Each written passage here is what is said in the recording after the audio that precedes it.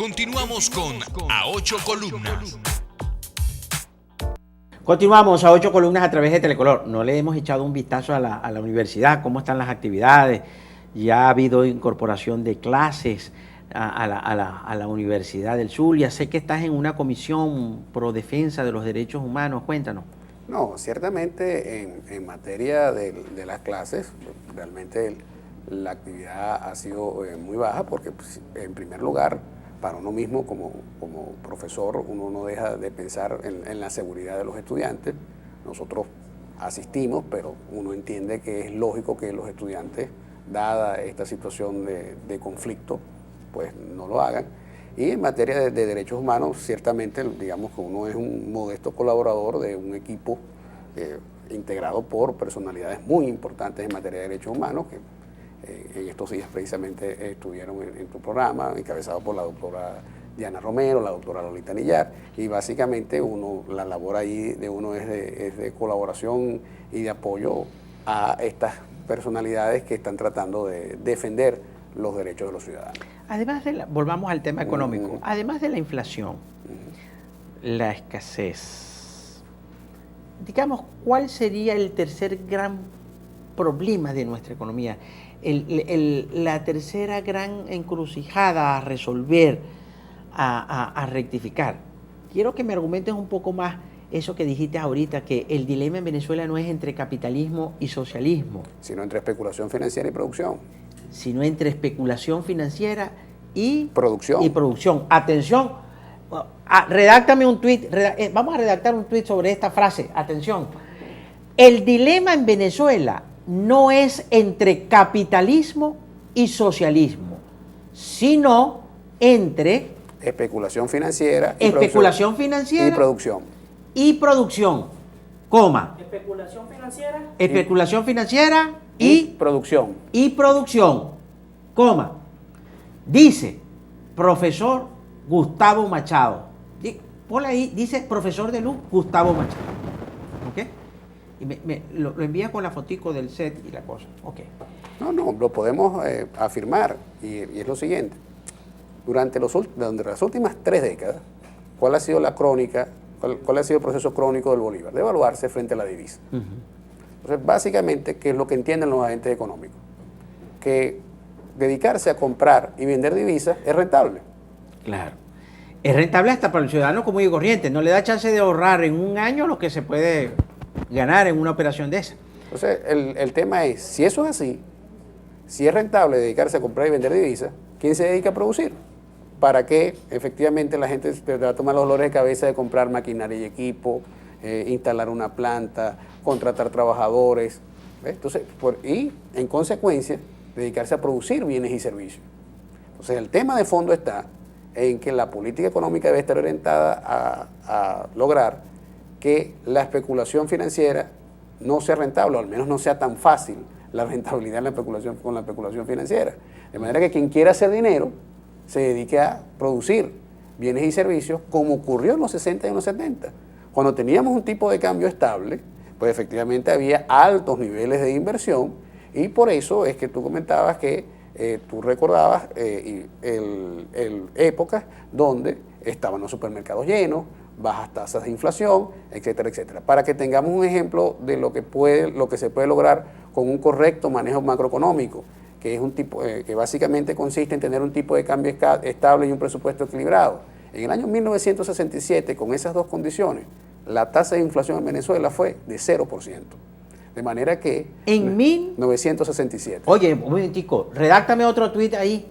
En 1967, la tasa de inflación en Venezuela fue de 0%. Coma, dice profesor de Economía de Luz Gustavo Machado. Por eso es que no es verdad que estamos condenados a altas tasas de inflación. Claro, y que no es lo que yo digo. Y que no es verdad que no somos capaces de tener un manejo ordenado de nuestra economía. Bueno, imagínate, cero inflación en 1967. Ahora, ¿cuáles fueron las dos condiciones? Podía uno comprar 3 o 4 LP de los Beatles. Pero ¿con cuáles condiciones, Rafael? Que es lo importante. Presupuesto equilibrado y tipo de cambio estable. Entonces, esas son las dos cosas que tenemos que buscar para poder otra vez tener resultados satisfactorios para la sociedad venezolana.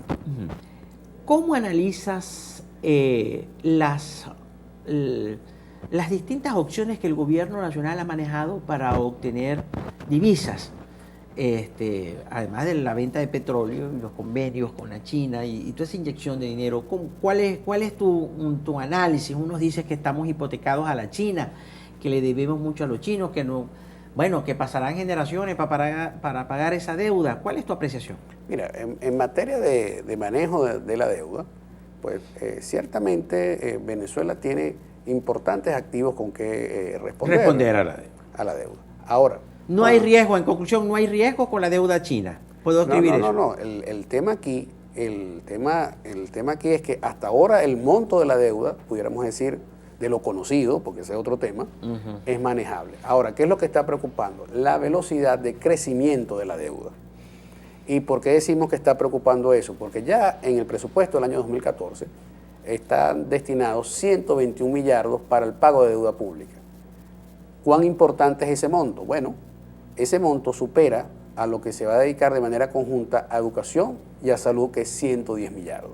Entonces, lo que está ocurriendo no es que Venezuela no tenga con qué pagar, sino que la economía no está creciendo lo suficiente para efectivamente poder honrar esa deuda sin generar grandes sacrificios sociales. Y por eso, cuando tú me preguntabas cuál es el principal problema que tiene Venezuela hoy en día, el principal problema que tiene Venezuela hoy en día económico es la carencia de un programa económico que entienda que el crecimiento económico vigoroso y sostenido es una condición esencial para generar bienestar en la sociedad venezolana. Pero además que entienda que en los próximos años nosotros tenemos en ese programa económico, parte de la premisa, un gran reto, que es nuestra integración con Mercosur, a lo cual se le está prestando muy poca atención, y que es un reto enorme porque significa competir de tú a tú con un gigante como Brasil, y en donde no sobra el esfuerzo de nadie. Ya. Quiero tocar el tema de Mercosur y UNASUR y todos estos pactos desde el punto de vista económico, ¿no? Porque, no sé, escuchándote, me pregunto, ¿dónde estuvo, si en la política de expropiaciones que el gobierno nacional adelantó durante varios años el expresidente Chávez, el punto presidente Chávez, en aquella lucha contra el latifundio, el exterminio, allí en esa estrategia no se terminó dañando la producción agrícola y por eso estamos sufriendo por estos días estos problemas de escasez? Bueno, ese es el otro gran factor. En primer lugar está el factor de las diversas tasas cambiarias, pero en segundo lugar, ciertamente, el trato inadecuado al sector privado productor de alimentos. Porque efectivamente se generaron un conjunto de expropiaciones, uno que esperaría, bueno, más producción de alimentos, que es lo que hemos visto, y efectivamente menos exportaciones agrícolas, más importaciones agrícolas y más vacíos en los anaqueles. Entonces, ciertamente eso no resultó. Claro. Y también está el tema de agropatria, agroisleña, agropatria, ¿no? Que ciertamente hay un deterioro también de ese ente tan importante en la cadena agrícola, ¿no? Sí, lo de agropatria, bueno, el gobierno maneja otra información, pero bueno. No, pero el tema, por eso que el tema aquí, y eso es lo clave con el gobierno, y fue, por ejemplo, muy importante la locución de los empresarios en la Conferencia Nacional de Paz. Miren, hubo un empresario muy importante, el principal productor de alimentos del país, el jefe, que le dijo, mire, nosotros nos podemos estar todos los días intercambiando datos, pero aquí el problema es práctico. Decisiones. No, y además, mediciones prácticas. ¿Qué está pasando en los anaqueles? Sí. ¿Están llegando o no están llegando? Esa es la medida, esa es la última, digamos, esa es la medida esencial en materia de éxito o fracaso de una política, ¿no? ¿Toda esta conflictividad política afecta a la economía? No, sin lugar a dudas, sin lugar a dudas. ¿Cómo la afecta? ¿De qué manera? Bueno, en primer lugar porque dificulta el diálogo. Además, ciertamente, desde el punto de vista de los agentes económicos, planteábamos previamente que las decisiones de invertir o no se toman en función de las expectativas futuras en relación al desempeño económico. Ahora, un país que tenga conflictividad política difícilmente puede tener un buen desempeño económico futuro. Por eso la importancia del diálogo, pero eso sí, del diálogo sincero, para tratar de, efectivamente, las partes se entiendan, porque hay un reto muy grande, que es el siguiente. El punto máximo de bienestar de la economía venezolana se alcanzó en el año 77. Eso quiere decir que la última generación de venezolanos del siglo XX vive, en términos de bienestar material, en peores condiciones en comparación con sus padres. El reto es que a la primera generación de venezolanos del siglo XXI no le pase lo mismo, le vaya mejor. En otras palabras, tengan un país en donde, como dice la hermosa canción, puedan sembrar nuevas estrellas. Muchas gracias. Usted siempre es medio poeta, medio economista, medio pragmático, medio tecnócrata, dirían unos. Muchas gracias. No, me hiciste recordar, y será en otro programa, recuerdo que en el gobierno de Luis Herrera se le criticó la política económica y dijo, bueno, esos Chicago Boys que no saben de la economía, pero recuerdo aquel programa de suministro de alimentos que se hizo por allá en el año 78, aprovechando que tú dices que el máximo punto de bienestar se alcanzó en el año 77. Creo que fue un programa de Cáritas, también, donde hubo distribución, un ensayo de distribución de alimentos hacia las clases más desposeídas. Yo recuerdo en mi barrio, en la iglesia, había una unidad de entrega de alimentos. Entonces, ojalá y el rumbo de la economía mejore Claro. y podamos ofrecerle, como tú lo dices, a nuestros hijos y nietos un país con una economía más fortalecida. Y creo que tenemos cómo. No, que ese es el mensaje final que quisiera dejar. Sí. Venezuela tiene el potencial para tener altos niveles de bienestar.